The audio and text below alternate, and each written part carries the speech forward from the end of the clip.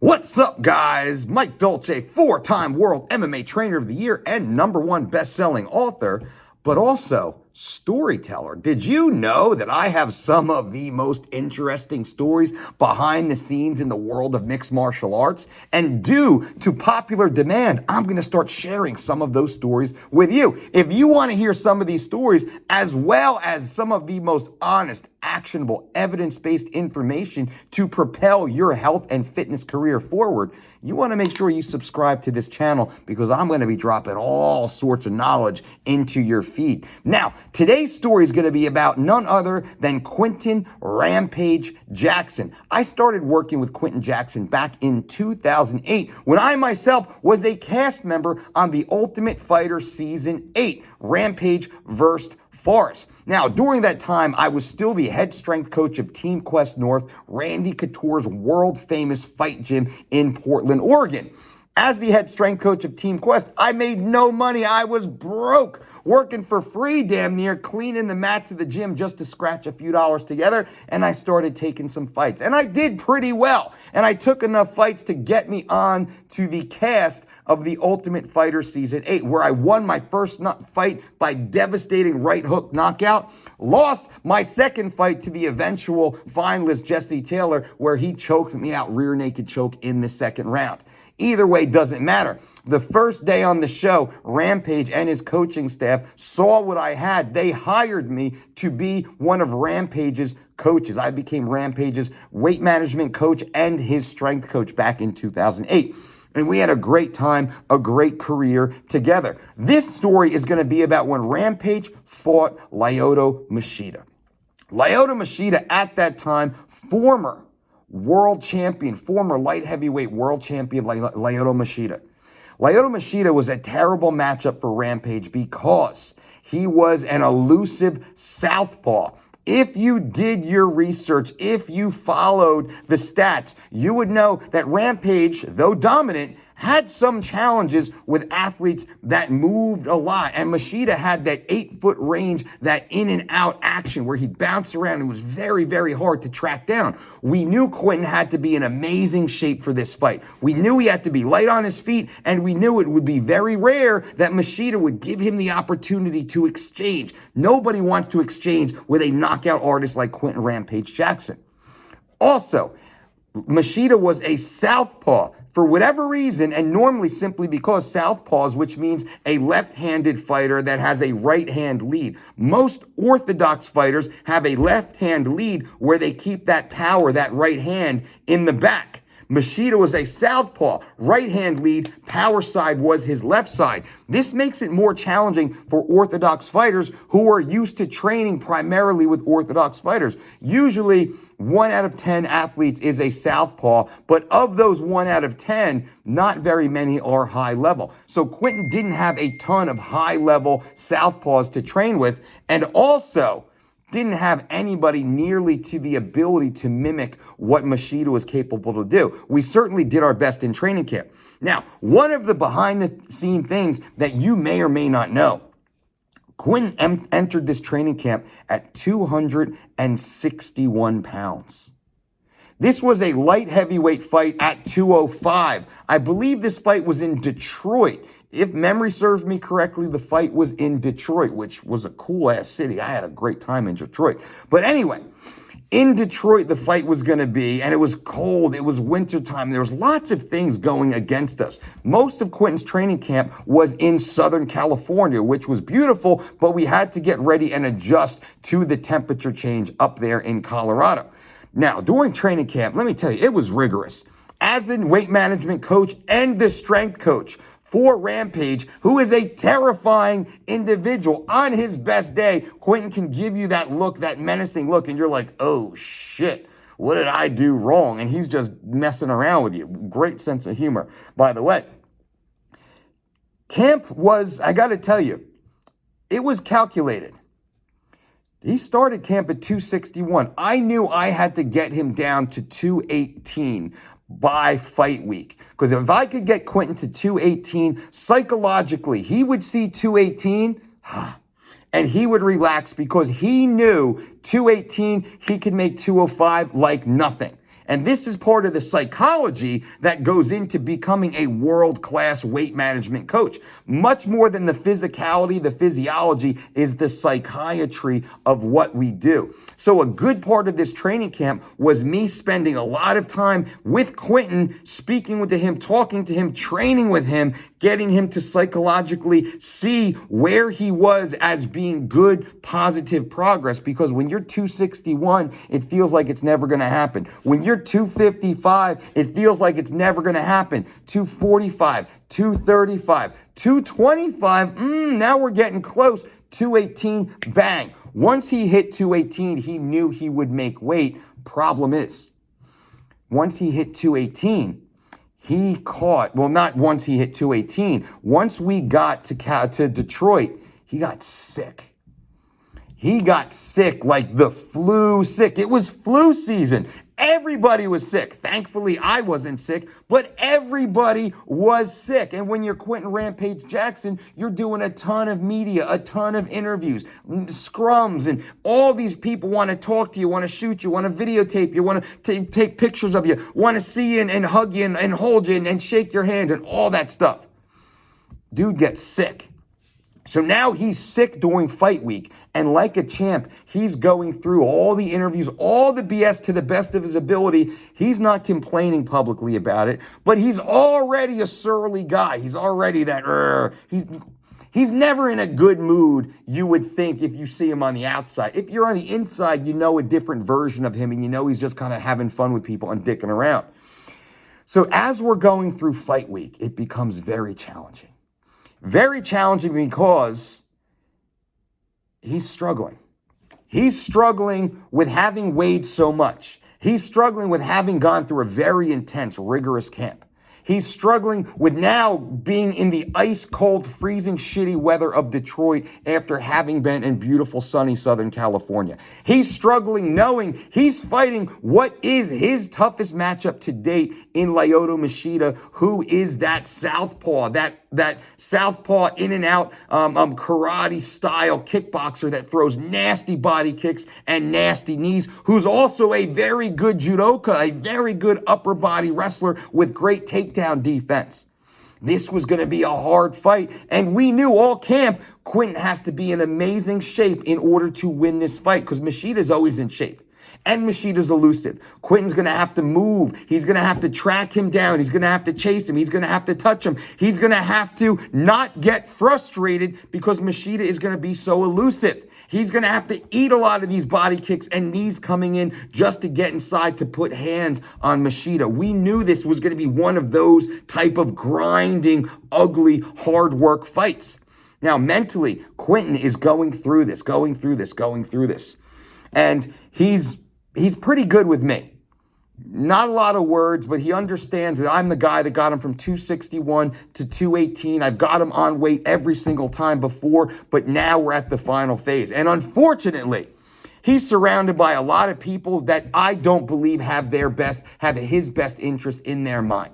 He's surrounded by a lot of pretenders, a lot of fakes, a lot of hangers-on. He's surrounded by a lot of people that are just pulling on him in different ways, and he's supporting a lot of the people around him, and shame on those people. And this is a credit to Rampage that a lot of people don't know about. They have different versions and different stories, and he and I have had our own history, private and public, but I'm telling you guys the truth here because you're my people, you're my audience. I'm telling you, this is the real behind the scenes stuff. So every day we're going through. Now, a few members of the team, they don't like me being there. They don't like me being there because I'm getting credit for doing my job, which is getting him from 261 to 218 and eventually down to 206. And I'm getting some of the media attention, and I'm getting Quinton saying nice things about me in the public sphere because he can't believe he's getting so light and feels so good and his body's so healthy, relatively outside of the sinus infection, which turned into a respiratory infection. And we're like, oh God, that's what it turned out to be, because we had the UFC doctor come and check him out on Wednesday night. And we're like, I said, listen, Quinton, everybody in the room, we got to get the doctor in the room. We got to get the doctor to come in the room to clear this man, because if this continues to travel and if he gets pneumonia, we're talking about a whole nother situation here that I'm not comfortable continuing with. right? So this is the deeper conversation of what's happening Wednesday night before a Friday weigh-in and a Saturday fight. This is how serious and severe it is. Quinton now is laying in bed. He can't work out. He can't do the treadmill. He can't exercise. He can't do anything. And he's hungry and eating the proper healthy foods, but I can't push him into a high caloric surplus or start dumping tons of fluids and sodium dense, electrolyte dense fluids into him right now, knowing that we're zigzagging our way down to 205, 206 to then bring him back up to his fight weight, which was estimated to be about 222 to 224, which is where he and I believed he would be at his best. So the doctor comes, the doctor checks him out, and the doctor's like, listen, he doesn't have pneumonia. He's got a severe sinus and respiratory infection. Like, I'm going to keep coming back every day to see how this goes, to see how this progresses. I can't give him anything. And we're like, don't give him anything right now because that will change everything, can change everything. Doc, like, if you have to give him something, we got to call the fight. Like, health is first and foremost. Health is most important. This man has to be healthy. If the main event gets scrapped, that's just the way it's going to be.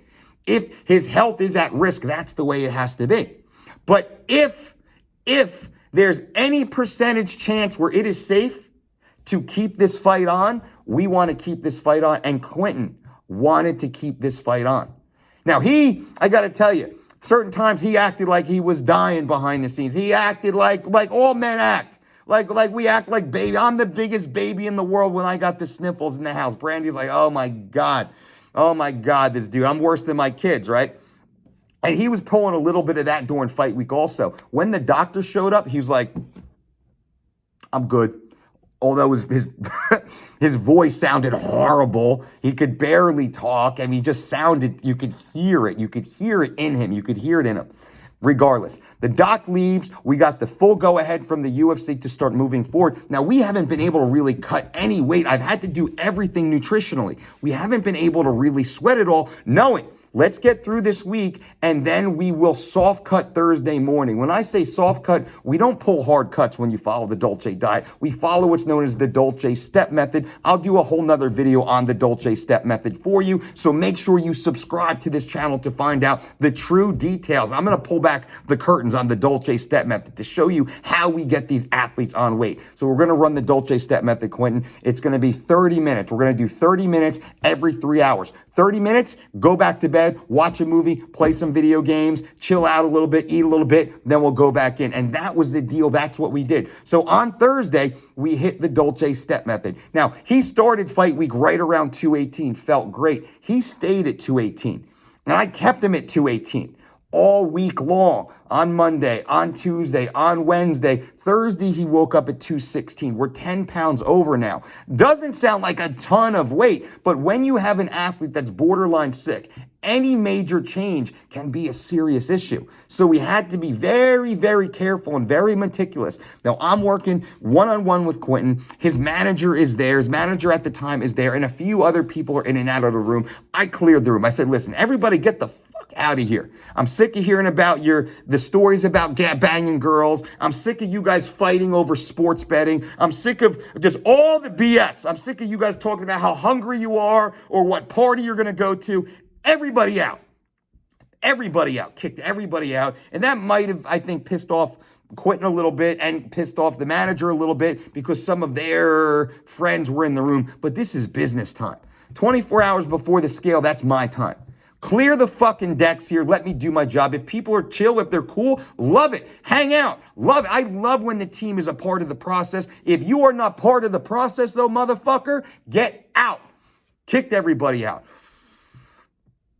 Lunchbox, Brian Talbert, he was a part of the deal. He stayed in, and one other guy stayed in.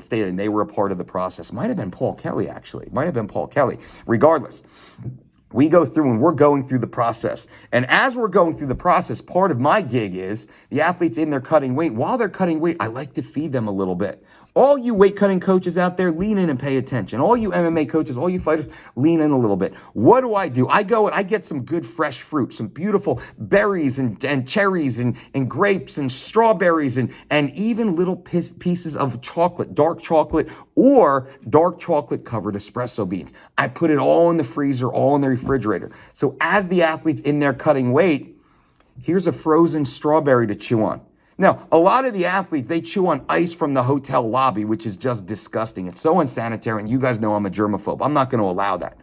So I start feeding Quinton these strawberries, frozen strawberries with a little piece of dark chocolate, like it's a romantic little getaway. Shut off all the lights in the room, keep some nice lights on, so now it's just very chill. It's very quiet because that anxiety, what does that do? That anxiety creates stress. What does stress do? Stress creates an amount of stress hormones that are released that are inflammatory by nature and cause the body to hold weight while also causing the body to disrupt digestion. Stress is the silent killer.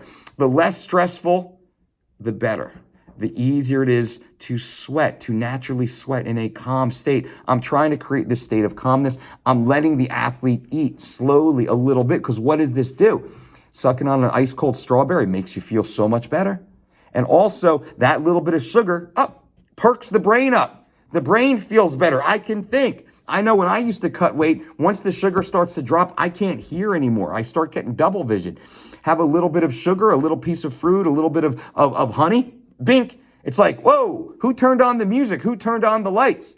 It's just simply that little bit of glucose turning the brain back on. So I'm managing that as we're going through. And slowly but surely, each time you do the step method, come out, take a bath. And the manager's like, I don't think you should do that. I think he's got to stay in there longer. I was like, dude, stop. He hasn't drove his cars. He hasn't slept in his bed. It's time that he spent some time with his family. I was like, dude, stop. Like everybody had their fucking opinion. Everybody had their opinion. And none of them knew what the fuck they were talking about. But they're constantly in the ear. And I'd walk out of the room and the manager's talking shit to the athlete, to Quinton. That I don't know what I'm doing. When everything, I 261 to 218, now we're sitting here at about 212 or so as we're going and as we're getting through. And my plan was to get him on weight, get him on weight the night before, feed him, put a real meal back into him, let him fall asleep with a meal in his belly, knowing, because I knew him and worked with him for so long, that he would lose 2 pounds while he slept without going to the restroom. I know him. I know my athletes because I have books and books and books filled with every single athlete, every single weight cut, what they weigh when they go to sleep, what they weigh when they wake up, when they go to the bathroom, what they weigh after they go to the bathroom. I have all that stuff, all that data I have. And I was like, listen, I pulled the manager aside. I said, listen, we're in this together. I said, if you keep giving your opinion, this is not going to go the right way. I can't kick you out because he's the manager. I wish that I could, but he was the one guy that I couldn't kick out of the room, which is a pain in the ass. In that moment, I could. And he's like, oh, but my other guy did this. My other guy did it because he had other athletes. My other guy. I was like, I don't give a fuck about your other guys. Like, I know what the fuck I'm doing. And I've done it perfectly, flawlessly up until this point. So you need to shut the fuck up, or everything I say, you need to support it. We need to build confidence in this man. Build confidence in this man. Stop telling him it's wrong. Stop deleting his confidence. Stop breaking his confidence. Stop eroding his confidence. This motherfucker's, he's not going to care about the weight cut. He's got to fight Machida tomorrow night. That's what we're talking about. He looks great right now. He looks strong right now. You just saw Machida in the hallway, and Machida looks like death. That's what we got to be telling him. This is the conversation I had, and he was like, I get it. I get it. Walk back in the room, we're doing the thing, and Quinton had he wanted to eat more. He wanted to eat more. It was kind of testing a little. I wanted to eat more of the straw. I want more strawberry. I said, listen, no, 2. You ate your 2.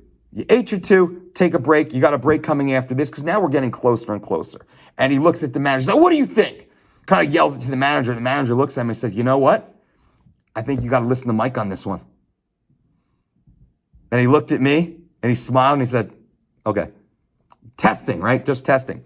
Needless to say, story time, story conclusion. Needless to say, he makes weight. We get him on weight. We get him down to 206. We put 2 pounds of food and fluid back into him. He goes to bed that night, Thursday night, feels great. Tell him, sleep in all day tomorrow. Wake up, take a piss, go back to bed. Stay in bed until 1:30 when it's time to leave for the venue to weigh in. So what happens? He stays in bed, he sleeps, he wakes up, he feels amazing.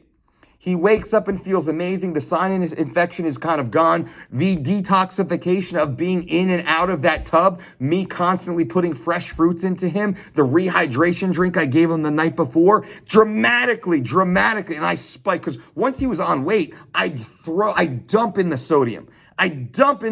Once they're on weight, sodium goes back in immediately. We put the sodium and the electrolytes back into our athletes on Friday night before the Saturday, or Thursday night before the Saturday weigh-ins. That's exactly what we did back. I forget what year this was, maybe 2010 or 2011. I forget now at this point. Wakes up, he feels great. He steps on the scale. He's on weight perfectly. Face off of Machida. He goes out there and fights like a savage, and he beats Lyoto Machida in a 3-round war. Wins a unanimous decision versus Lyoto Machida, the toughest fight of his career, after having endured a fight week like that, which was absolutely intense, insane. Any other athlete in my mind would have pulled out of the fight. They would have used the doctor excuse to pull out of the fight. Any other athlete in my mind would have pulled out of that fight. Quinton Rampage Jackson, he bit down, he stayed in it, he showed the true heart of a champion and got it done. Now, it probably took a few years off of my life because the stress from day one of camp at 261 until he walked out of the cage that night with the victory was just everyday constant stress. Constant stress for me because I knew the plan. I knew the plan would work, but there's so many variables that can fuck it up along the way. That is just one of the many stories I have behind the scenes of the fight camp. I hope you guys appreciated that. Subscribe to the channel. Click that little bell for notifications. Give this video a thumbs up. It deserves it. Does it not? And then leave comments below, guys and gals. The more comments you leave, the more I enjoy reading and the more cool videos I can post for you. I appreciate you for being here. And until next time, boom.